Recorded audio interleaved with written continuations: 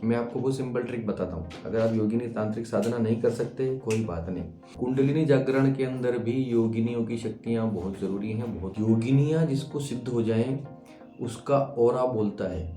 लेकिन समस्या ये है कि ये जितने जल्दी सिद्ध होते हैं उतनी ही इनकी डिमांड भी रहती है। 64 प्रकार के गुण या 64 प्रकार की कलाएं कही जाती हैं हमारे शास्त्रों के अंदर।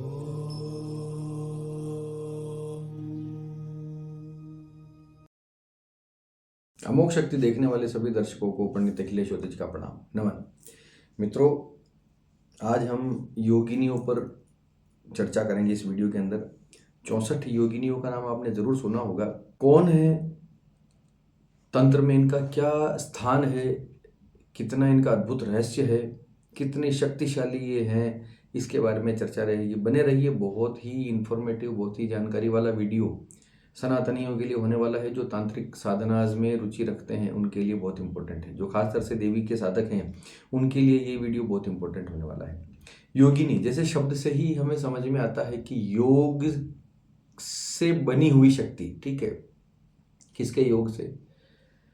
देवी पार्वती के, जिनको हम दुर्गा कह दें, देवी कह दें, माँ काली कह दें, ठीक है। कई तंत्रों में, क्योंकि नाम वाइज आता है, कई तंत्रों में काली से निकली हुई शक्तियां माना जाता है, कई तंत्रों में दुर्गा से माना जाता है, कई तंत्रों में षोडशी से माना जाता है। तो रूप सारे वही हैं। आद्या शक्ति जिसको हम कहते हैं, भगवान शिव और आदि योगी भगवान शिव और आद्या शक्ति देवी पार्वती। तो पार्वती से ही, पार्वती के तप से, पार्वती के योग से जो शक्तियां प्रादुर्भूत हुई, जो उत्पन्न हुई, उन शक्तियों का नाम है योगिनियां। अब इसको डिकोड करने का प्रयास करते हैं। आप किसी भी प्रकार का जब भी कोई कार्य करते हैं तो आपके अंदर किसी न किसी प्रकार का भाव विकसित होता है, या किसी चीज़ को जब आप करने जाते हैं तो उस चीज़ के लिए आपको किस शक्ति की आवश्यकता पड़ती है, आप उसका उपयोग करते हैं। जैसे आप मैदान में खेलने के लिए गए तो वहाँ पर आपको शारीरिक सौष्ठव जरूरी है, आत्मविश्वास जरूरी है, खेलने की ट्रिक जरूरी है, सारे नियम आपको पालन करना चाहिए। इतनी तरीके की योगिक शक्तियों की आपको आवश्यकता होती है। जब तक आप वो शक्तियाँ नहीं जगाएंगे तब तक आप उस खेल में परफॉर्म नहीं कर पाएंगे। आप समझिए, जब आप शैया पर होते हैं, बिस्तर पर होते हैं, अपनी पत्नी के साथ होते हैं, तब आपको कौन कौन सी शक्तियों की आवश्यकता पड़ती है, आप उनको जगाते हैं। वो सिंपली समझना। देवी ने इसी प्रकार से, देवी जब योग और तपस्या करती है तो उसके अलग अलग गुणों को प्रादुर्भूत करती हुई ये 64 योगिनियां उत्पन्न हुई। 64 प्रकार के गुण या 64 प्रकार की कलाएं कही जाती हैं हमारे शास्त्रों के अंदर, हमारी संस्कृति के अंदर, हमारे मनोविज्ञान के अंदर, भारतीय शास्त्रों के अंदर, ठीक है।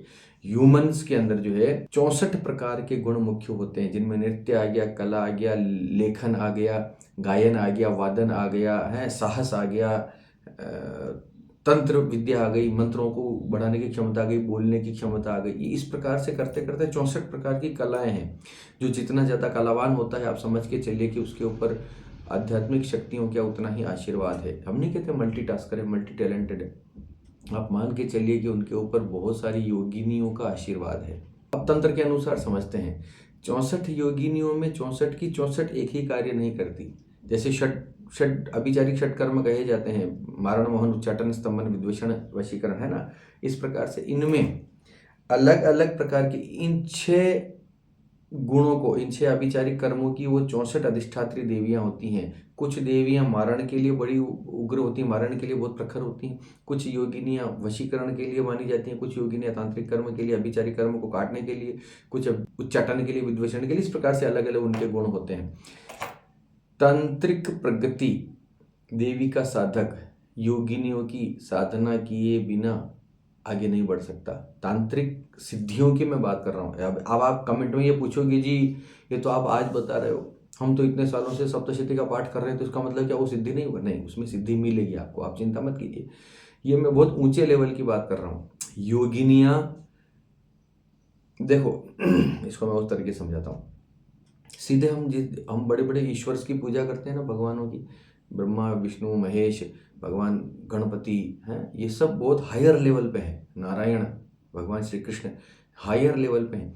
इनके जो प्रादुर्भूत अवतार जो होते हैं, यक्ष, गिंधर, कन्नर, यक्षिणियाँ, योगिनियाँ, ये सारा जितना कुछ है उनसे थोड़ा सा नीचे लेवल पे होते हैं। तो जब आप साधना करते हैं तो ये नीचे वाले जो देवी देवता है, नीचे वाले जो अवतार है, नीचे वाले जो रूप हैं, ये जल्दी सुनते हैं। इसलिए बोलते हैं ना कि तंत्र में यक्षिणियाँ, योगिनियाँ, कर्ण पिशाचिनियाँ, भूत प्रेत और जिन्न जिन्नात ये जल्दी सिद्ध हो जाते हैं, क्योंकि ये थोड़ा सा नीचे के लोक में होते हैं, ये जल्दी सुनते हैं। ठीक है, इनको बहुत ज़्यादा वो करने की आवश्यकता भी नहीं होती इनके लिए। भगवान को प्रसन्न करने के लिए तो बहुत तप और बहुत जन्मों लग जाते हैं, इनके लिए नहीं लगता इतना। लेकिन समस्या ये है कि ये जितने जल्दी सिद्ध होते हैं उतनी ही इनकी डिमांड भी रहती है। जो नीचे के लोग पे रहता है उसकी डिमांड भी ज़्यादा होती है, तो आपसे किसी न किसी प्रकार की कीमत भी वसूली जाती है, ये मान के चलिएगा। एक बात मैं बीच में और क्लियर कर दूं कि वीडियो को देखते देखते आपके मन में ये भाव आ रहा हो कि योगिनियों की साधना करनी है, बिना गुरु के हाथ भी मत लगाना, जानकारी के लिए बना रहा हूँ।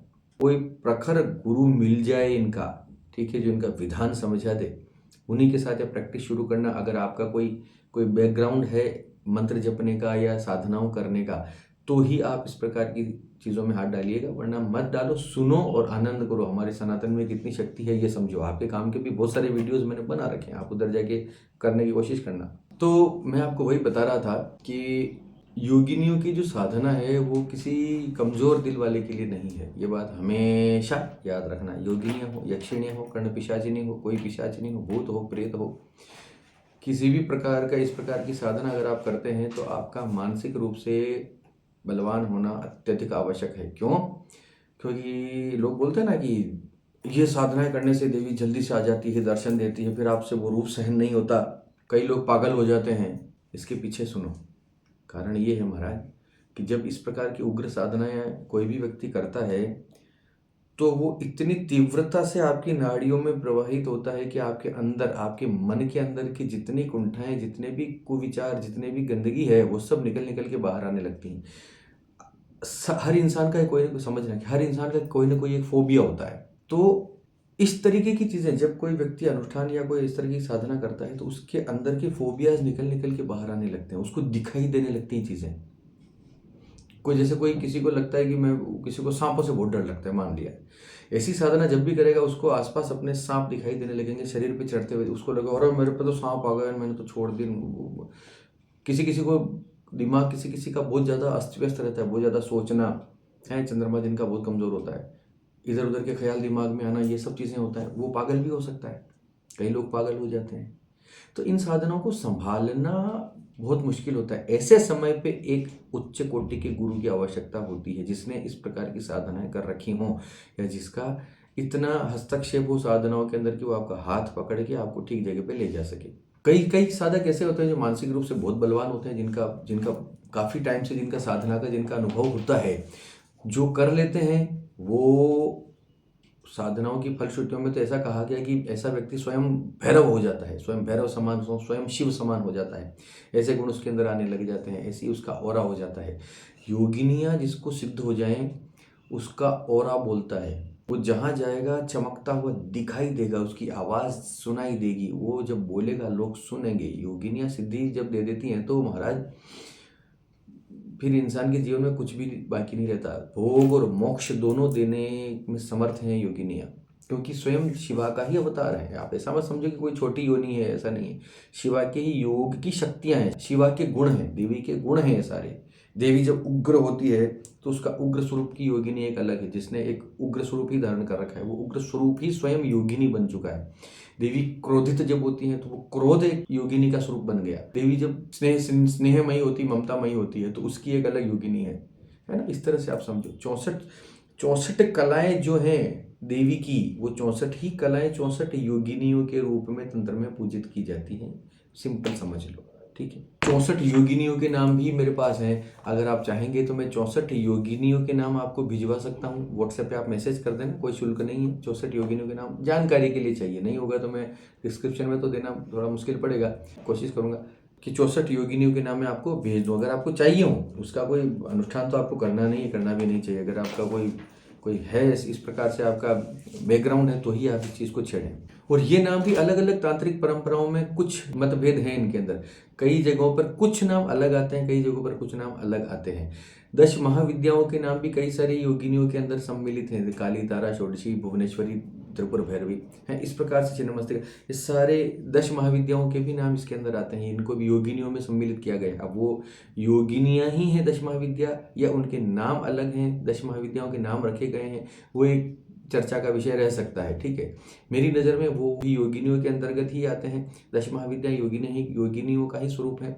और जो मुख्य ऊर्जाएं हैं देवी की, वो 10 महाविद्याएं कही जा चुकी, क्योंकि तंत्र के अंदर उनका बहुत बड़ा स्थान है। क्योंकि तंत्र के अंतर्गत 10 महाविद्या, मैं पहले भी बोल चुका हूँ, तांत्रिक ग्रंथों में, हिंदुस्तान के भारत के तंत्र ग्रंथों में, भारतीय तंत्र के अंदर सबसे उच्च स्थान जो है शाक्त संप्रदाय में, वो 10 महाविद्याओं का है। 10 महाविद्याओं की साधना करने वाला व्यक्ति, अगर उसको सिद्ध हो जाती है, उसकी साधनाएं सफल हो जाती हैं, तो उसको जीवन में कुछ और करने की, कुछ और मांगने की आवश्यकता नहीं होती, देवी खूब देती है। अभी 10 महाविद्याओं पर भी बात करेंगे, अलग अलग, काली से लेकर कमला तक। अब मैं आपको ये बताता हूँ कि 10 महाविद्याओं की साधना में और योगिनियों की साधना में बारीक सा फर्क क्या है, अंतर ये है, 10 महाविद्या की जो साधना है वो देवी के मूल स्वरूपों के तांत्रिक स्वरूप की साधना है, मूल स्वरूप के तांत्रिक स्वरूप की, उनकी तांत्रिक साधना है। योगिनियाँ जो है वो उन तांत्रिक स्वरूपों की भी शक्तियाँ जगाने की साधना है, उनकी शक्तियों को जागृत करने की साधना है, वो योगिनियाँ है। कोई भी जब देवी की साधना आप करते हो तो उसके अंदर मातृकाएं और योगिनियां वैसे भी सम्मिलित होते हैं, उनके मंत्र वैसे भी आते हैं, लेकिन वो सामान्य रूप से आते हैं। कौमारी, माहेश्वरी, ब्राह्मणी, वैष्णवी, ये सब नाम आपने सुने होंगे।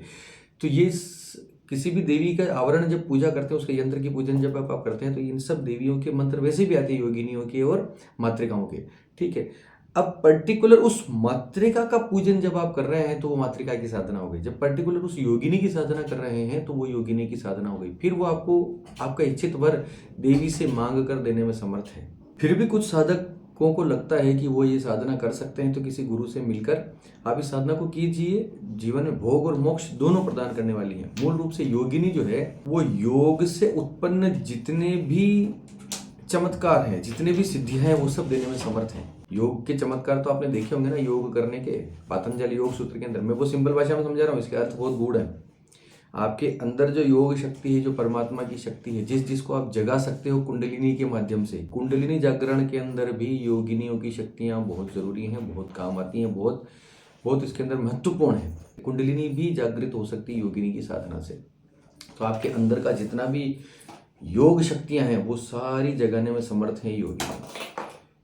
अगर आप करना ही चाहते हैं तो ऐसी योगिनियाँ भी हैं जो सात्विक हैं, बहुत स्नेहमयी हैं, बहुत ममतामयी हैं। ठीक है, वो की जा सकती हैं साधना। ठीक है, उसकी चर्चा फिर हम कभी किसी वीडियो में करेंगे। अगर आप करना चाहते हैं तो भी हमसे जुड़े रहिए। ये नहीं कि आप व्हाट्सएप पे पीछे पड़ जाएगी, जी हमें उसको साधना बता दो।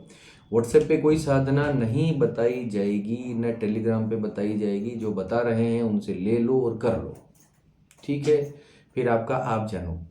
किसी से मिले बिना, किसी से सामने बैठे बिना, गुरु के समक्ष बैठे बिना, उपनिषद किए बिना, उपवास किए बिना किसी भी प्रकार का साधना, इस प्रकार की उग्र साधनाएं, तांत्रिक साधनाएं न करें। डिस्क्लेमर है, आप समझ लीजिए। करना चाहते हैं कोई, इसमें भी कोई बड़ी बात नहीं है। आने वाले समय में जो है, हमने कहा था कि आने वाले समय में हम इस प्रकार की वर्कशॉप का या एक प्रकार के शिविर का हम आयोजन करेंगे, जिसके अंदर दीक्षा भी दी जाएगी। जिसको जैसी साधना अच्छी लगती है उसको उसी साधना में जो है हम आगे बढ़ाएंगे। उसका चार्ट देखकर उसको निश्चित करेंगे कि इस व्यक्ति के लिए ये साधना बहुत अच्छी है और इसका जीवन भोग और मोक्ष इसका जो है इसी से मिलेगा। तो हम ऐसे शिविर का आयोजन करेंगे, बहुत जल्द करेंगे। थोड़ा सा धैर्य रखिए। अभी गर्मी बहुत ज़्यादा है राजस्थान के अंदर, तो करना तो अभी थोड़ा मुश्किल है। थोड़ा बारिश वारिश हो जाएगा तो उसके बाद देखते हैं। ठीक है, तो जुड़े रहिए। जुड़े रहने से ही आपको कुछ ना कुछ हमेशा नया मिलेगा हमारे चैनल पे। चलिए, मूल बात अब हम वापस कर लेते हैं। योगिनियाँ करना ही चाहते हैं तो योगिनियों की साधना के अंदर सबसे पहले किसी भी प्रकार का रक्षा का उपाय ज़रूर कर लेना चाहिए। ठीक है, रक्षा घेरा बना लो, कवच का पाठ कर लो, दिग्बंधन कर लो। सबसे पहले पितर पूजन, पितरों का तर्पण वगैरह, ये सब चीज़ें आप करके रख लो। पितरों की अनुमति बहुत आवश्यक है, पितरों की कृपा बहुत आवश्यक है। ठीक है, कुल देवता, कुल देवी का आशीर्वाद, अपने इष्ट देव का आशीर्वाद, अपने गुरु जी का आशीर्वाद और गणपति का आशीर्वाद, ये 6 इस प्रकार के विग्रह हैं जिनका पूजन या जिनको याद करना, जिनका स्मरण, जिनका नमन या जिनकी प्रक्रिया सामान्य पूजन विधियां आपको शुरुआत में कर लेनी चाहिए। उसके बाद ही योगिनी का पूजन करना चाहिए। इसी के साथ योगिनी का अनुष्ठान जब भी कोई व्यक्ति करता है तो उसके साथ उसको भैरव का अनुष्ठान अवश्य करना चाहिए। बटुक भैरव का करें चाहे काल भैरव का करें। मैं तो बटुक भैरव को ही मानता हूँ, क्योंकि गृहस्थ लोग हैं ज़्यादातर, हम इस भौतिकवाद में फंसे हुए लोग हैं। बटुक भैरव का पूजन इसमें अवश्य होना चाहिए। बटुक भैरव के अंत में बलि भी दी जाती है। बलि का मतलब होता है ऑफरिंग, ठीक है। ये नहीं कि किसी को ऑफरिंग मतलब प्रसाद तो वो होता है जो पूरा का पूरा, मैं आपको ये भी एक नई बात बताता हूँ, आपको पता नहीं होगा। प्रसाद वो होता है जिसको पूरा का पूरा अर्पित कर दिया जाता है, वो प्रसाद है, ठीक है। आप मिठाई लेके आए, पूरी आपने अर्पित कर दिया। आप फ्रूट लेके आए तो वो फलार्पण हो गया। बलि वो है जिसको काट के तोड़ के या इस प्रकार से कोर बना के दिया जाता है। एक तो वो होता है कि माँ ने थाली के सामने सरका दी, किसी ने अपने आपके सामने परोस दिया कि खा लो। एक दूसरा ये होता है कि हम बैठे हैं और अपने हाथ से तोड़ के खिला रहे हैं कि लो भगवान खाओ, तो वो बलि के अंतर्गत आता है, ठीक है। इसलिए अब बलि तोड़कर काट कर इस प्रकार से थोड़ा सा ऐसा तो है नहीं कि भगवान पूरा फ्रूट दे दिया तो पूरा, आपने तो कद्दू चढ़ा दिया भगवान पूरा कद्दू खाएंगे क्या, ऐसे है वो भाई भेंट हो गई। लेकिन जब बलि दी जाती है तो बलि का मतलब होता है उसको खाने लायक करके ऑफर करना, वो बलि होती है। अब उसमें पशु बलि तांत्रिक परंपरा में भी जोड़ी गई, और मिठाई को भी आप काट के अगर चढ़ाएंगे तो वो बलि हो जाती है। नारियल को काट के जब आप चढ़ाते हैं तो बलिदान हो जाता है, ठीक। इस पर भी कभी बात करेंगे। भैरव पूजा के अंदर दीपदान और बलिदान का बहुत बड़ा महत्व है, तो भैरव बलि भी अंत में दी जाती है योगिनी पूजा के अंतर्गत। तो ये थोड़ी छोटी सी चर्चा थी योगिनियों के ऊपर। योगिनियाँ बहुत बड़ी शक्तियाँ हैं। योगिनियों के प्रमुख मंदिर जो है छत्तीसगढ़ में है, झारखंड में है, असम में है, तो आप ढूंढोगे इंटरनेट के ऊपर मिल जाएगा, वो कोई बहुत बड़ी बात नहीं है। 64 योगिनियों के मंदिर बड़े फेमस है। मध्य प्रदेश में भी एक इसके भेड़ाघाट के आसपास कहीं है ना। तो आप देखना, न कुछ कर सके तो मंदिर जाओ, माथा टेको, योगिनियों का स्मरण भी करोगे तब भी योगिनियाँ आपके, मैं आपको वो सिंपल ट्रिक बताता हूँ। अगर आप योगिनी तांत्रिक साधना नहीं कर सकते कोई बात नहीं, देवी मंदिर में कभी भी जाएं तो किसी भी प्रकार का ऑफरिंग आप लेकर जाते हैं, प्रसाद लेकर जाते हैं, तो वहाँ की जब आप परिक्रमा करते हैं, देवी की एक परिक्रमा होती है, देवी की परिक्रमा जब आप करते हैं तो परिक्रमा करते करते योगिनियों को जरूर अवश्य याद कर ले। जब आप मंदिर में गए, देवी को तो प्रणाम कर लिया, माथा टेक लिया आपने, ठीक है, देवी इससे बोलचाल अपनी हो गई सारी। लेकिन जब आप परिक्रमा करते हैं तब आप योगिनियों का स्मरण करें कि हे देवी, इस विग्रह की जितनी भी योगिनियाँ मैं आपको प्रणाम करता हूँ, मेरा साथ दें और मुझ पर कृपा करें, मुझ पर ममतामयी रहें, मुझ पर स्नेहमयी रहें, मुझ पर स्नेह बनाए रखें। एक परिक्रमा करो, 2 करो, 3 करो, जो जितनी परिक्रमाएं करनी है कर लो। और ये बात करते हुए आप योगिनियों से प्रार्थना करते हुए आप परिक्रमा करो, माथा टेको और जाओ। इतनी प्रार्थना भी अगर आप करोगे अपने जीवन में, तब भी आपकी लाइफ में बहुत सारे पॉजिटिव चेंजेस आने लग जाएंगे।